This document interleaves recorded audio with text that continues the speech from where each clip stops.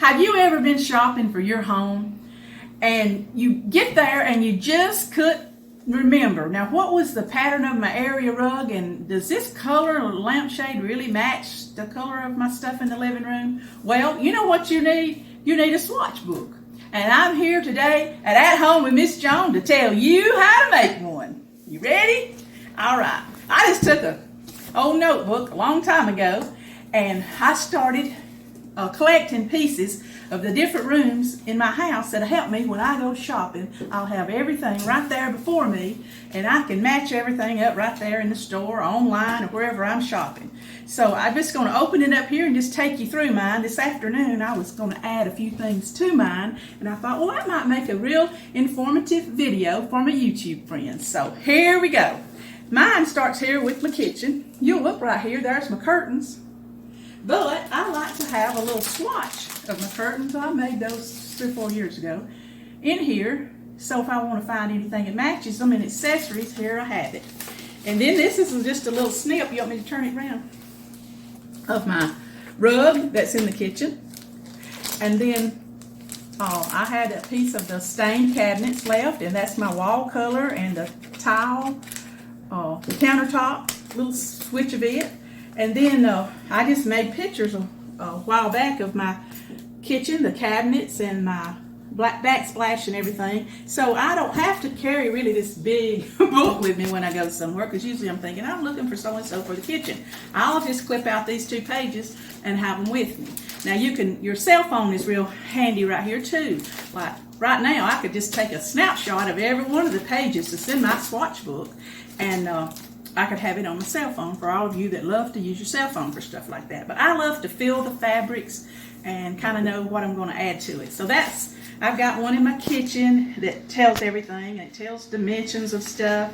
And then today we're starting to do some updating in my living room, and I was thinking about, I wouldn't mind having a new area rug. So I went to my swatch book, and here it is, and I had kept when I bought the last area rug that I had, and this is 7 by 10. And so that comes in real handy now that I'm thinking about, okay, I need at least a 7 by 10 to fit under my dining room table.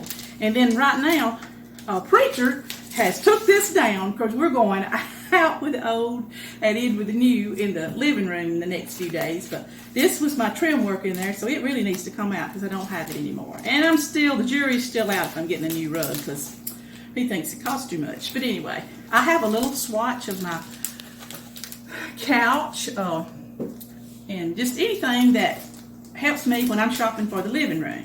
And then I've got that for different tablecloths that I have that I like and the dimensions that fit my table. Then I've got I keep the covering when I buy one, and I stick it in my swatch book, and then I'll know what I already have. And in the bedroom, when I bought my curtains, and it's been many years ago, and my comforter and everything, well, I just cut out a little piece of the picture of the bag, and everything here. There's my curtains and my bedspread and my pillow covers, and everything's right here. There's my carpet, and I even keep the wall color in here, because when we decide to paint again, it's like, oh, what was that? You know, do we have a can outside in the building? Well, here is the actual chip that I got from the store of the master bedroom, where he painted it Moroccan moonlight. Whoa, don't that sound romantic? Okay, well anyway, that's what I use my swatch book for. It's anything that that will help you when you go shopping for your home. A favorite blanket that we like on our bed from Better Homes and Garden is in here, and then I have my guest room. I feel like I need to turn the book around. Am I wrong? Okay, don't. My guest room, what the comforter looks like in that, and the colors, and then I can always have it, even have some of the fabric from the pillows in there, and it just really helps me when I'm adding pieces to the room or taking away. I'll take them out of here. And then right here, I've had Preacher take this. We're taking all the borders down, you know, when borders was popular, and now they're not, so he's took that down for me. But here's the room color. A little piece of my couch that's in there, I cut it off the back where the skirt is, and the curtains, and when I'm looking for something in the den or my piano room, then there it is, handy for me. Okay, oh goodness gracious, this is going to be a little funny right here, but The U faces at your house. Oh my goodness, I ought not even tell this on YouTube, but I will. Have you ever went looking for the top to your commode lid? Is that what it's called? The commode seat?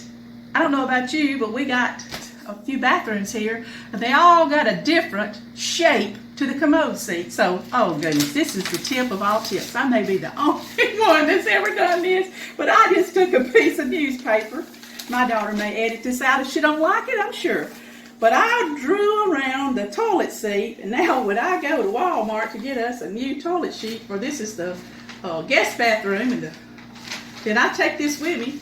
I lay it down, or I hang it up there on the wall where they got those toilet seats hanging. I think, whoo, that one right there matches my bathroom, and I come on home with it. Because I have bought before the wrong size, and you have to take it back. So you can see that, oh, you're going to probably laughing your head off right now if you're watching this, but it really does come in handy. You don't have to buy new seats often, but it sure is nice to get the right one when you go. Okay, well anyway, there's one of Preacher's suits. I was funny. That boy, he likes gray suits, and he has his little color family. So when I hemmed his pants as I hemmed his pants from the suits, then I cut the bottoms off and saved it, because one time I bought him a suit and came home and he had one just like it. Now that was very aggravating. So I learned to take my little swatch of suits when I go looking for the preacher a new suit. He don't wear as many suits as he used to. That is good, but I still take that with me when he gets a new suit. Just all kind of little helps. My outside furniture today, one of the reasons I was working in the Swatch book was my daughter and I, we made some new cushions for our Chase lounges outside. And I thought, well, I need to put a piece of that in my Swatch book, so when I buy tablecloths or other little accessories for outside, I'll have that with me. So it's going right in here where it shows what my tablecloths look like, and now my Chase lounges. Oh, I see what I done wrong here. These come out because that was the old lounges, and here is where the new one goes. But anyway, it just kind of helps. And I got a little piece of paper down here because I sew my own cushions, and it tells me the back porch takes this much fabric to make new rocker cushions, and the front porch takes this much. You see, the pool cushions take this much, and how much fabric I need to buy, and I keep it all right here with the ones that's out there right now. It's just real handy. And like I said, you can take your phone and make little pictures of the pages, but I even added my daughter's house to this, because sometimes I'm out shopping and I'll see something, oh, that'll look good in Jordan's house.